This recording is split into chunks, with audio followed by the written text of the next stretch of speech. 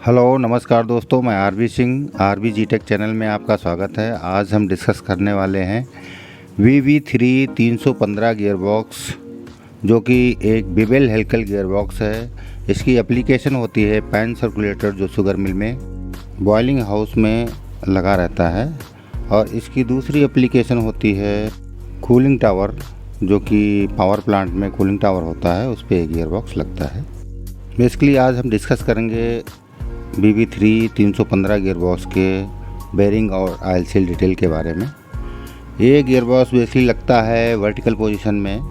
तो vertical position में लगने के कारण इसमें एक ऑयल पंप दिया जाता है, क्योंकि वर्टिकल में जो टॉप में बेरिंग हो जाएंगी वहाँ पे स्प्लेश सिस्टम से ऑयल नहीं पहुँचता है, इसलिए इसमें एक ऑयल पंप लगाया जाता है ऊपर की बेरिंगों को ऑयल पहुँचाने के लिए। फोर्स लुब्रिकेशन द्वारा ऊपर वाली बेरिंगों में, टॉप वाली बेरिंगों में ऑयल पहुँचाया जाता है। और इसमें एक स्टेज बिबिल रहता है, बिबिल है, और बाकी दो स्टेज जो हैं हेलिकल स्टेज होती हैं। तो पूरा वीडियो देखने के लिए, इसके बेरिंग और ऑयल सील डिटेल देखने के लिए वीडियो में हमारे साथ बने रहें।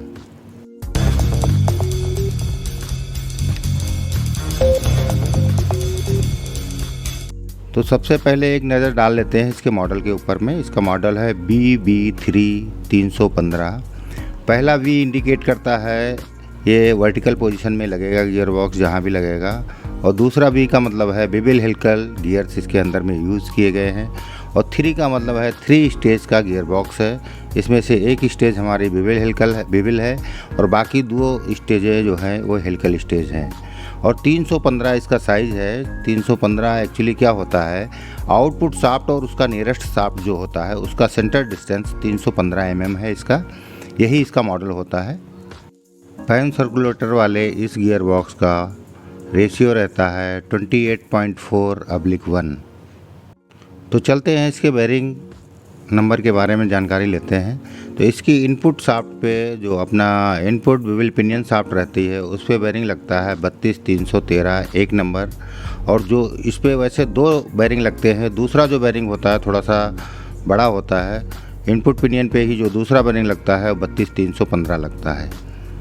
और इसकी सेकेंड रिडक्शन शाफ्ट जो होती है उस पे लगता है 32316 के 2 बेरिंग लगते हैं, और थर्ड रिडक्शन मतलब फाइनल रिडक्शन पिनियन शाफ्ट जो रहता है उस पे लगता है 32318 के 2 बेरिंग्स। ये सारे बेरिंग टेपर रोलर हैं। और आउटपुट शाफ्ट पे भी बेरिंग 2 लगते हैं, दोनों के साइज़ में डिफरेंस रहता है। एक्चुअली जिस साइड में शाफ्ट निकलती है उधर का बेरिंग थोड़ा सा बड़ा रहता है। तो आउटपुट शाफ्ट पे बेरिंग लगता है नॉन ड्राइव एंड में 32230 1 नंबर, और आउटपुट पे जो दूसरे एंड पे लगता है ड्राइव एंड पे उस पे लगता है 32234 1 नंबर। और इसमें ऑयल सील का डिटेल जो इनपुट पे लगता है 5570-8, इनकी क्वांटिटी 2 रहती है, और आउटपुट पे लगता है 170x200x15, इसकी क्वांटिटी 1 रहती है। इस गियरबॉक्स की एक ख़ास बात यह है, जो बॉटम साइड में आउटपुट शाफ्ट पे जो बेरिंग लगता है 32234 का, ये हमारा ऑयल लुब्रिकेटेड नहीं होता है, इसमें एक ग्रीस लुब्रिकेटेड होता है। इसमें हमको समय समय पर ग्रीस जो है फीड करनी रहती है। वैसे गियरबॉक्स का मॉडल देखने से लगता है कि बॉटम का बेरिंग है इसमें ऑयल रहेगा, लेकिन ऐसा नहीं होता है। इसकी जो हाउसिंग की डिज़ाइन की गई है, आउटपुट बेरिंग की जो हाउसिंग की डिज़ाइन की गई है उसमें उसके कॉलर जो है काफ़ी ऊपर तक उठा दिया गया है, जिससे इसके अंदर ऑयल नहीं जाता है।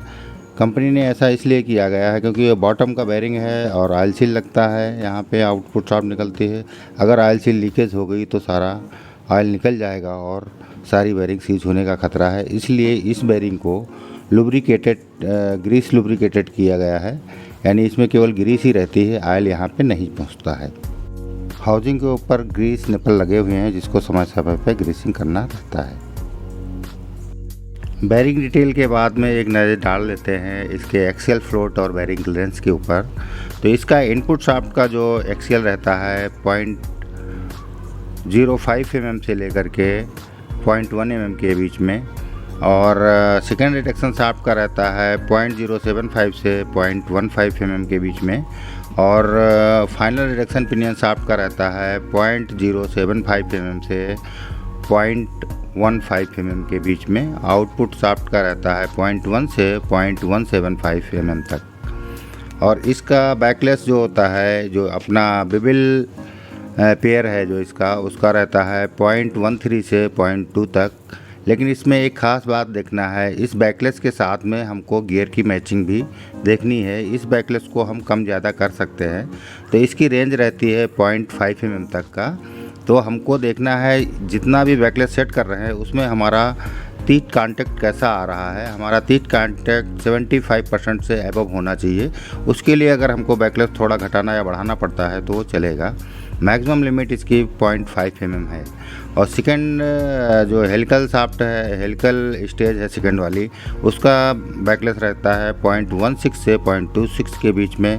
और थर्ड वाला जो रहता है 0.18 से 0.33 mm तक रहता है। हेलिकल वाली स्टेज में हम बैकलेस में कोई कम या ज़्यादा नहीं कर सकते हैं, किंतु हमारा फर्स्ट स्टेज जो बिबिल है उसके बैकलेस को हम कंट्रोल कर सकते हैं। तो इनपुट स्टेज में हमको तीत कांटेक्ट भी देखना है और बैकलेस भी देखना है। तो हम तीत कांटेक्ट हमारा 75% से ज़्यादा हो, वहाँ पे अगर हमारा बैकलेस थोड़ा सा इंक्रीज कर जाता है, 0.3 भी चला जाता है तो कोई दिक्कत नहीं। हमारा 75% से ब्लू मैचिंग कम नहीं आनी चाहिए। और इसकी लिमिट जो है, मैक्सिमम लिमिट जो है 0.5 mm है, यानी आधा mm तक हम जा सकते हैं। उस बीच में, उसके अंदर में ही हमको ब्लू मैचिंग भी प्रॉपर कर लेनी है। अगले किसी वीडियो में हम इसकी ब्लू मैचिंग और बैकलेस को इंक्रीज या डिक्रीज़ करने का देखेंगे। इसका पंप इनबिल्ड रहता है, इसके अंदर ही लगा रहता है, जो कि सेकंड रिडक्शन शाफ्ट जो रहती है, पिनियन शाफ्ट, उसके द्वारा उसको ड्राइव मिलती है। और वहीं से इसकी पाइपलाइन जो है ऊपर वाली बैरिंगों को गई रहती है और उसके द्वारा ये ऊपर वाली बैरिंगों में ऑयल फोर्स द्वारा जाता रहता है। तो इस वीडियो में बस इतना ही। फिर मिलते हैं किसी अगले वीडियो में। अगर ये वीडियो आपको ज़रा भी लाभप्रद लगा हो तो कृपया हमारे चैनल को सब्सक्राइब अवश्य करें। Thank you for watching. धन्यवाद।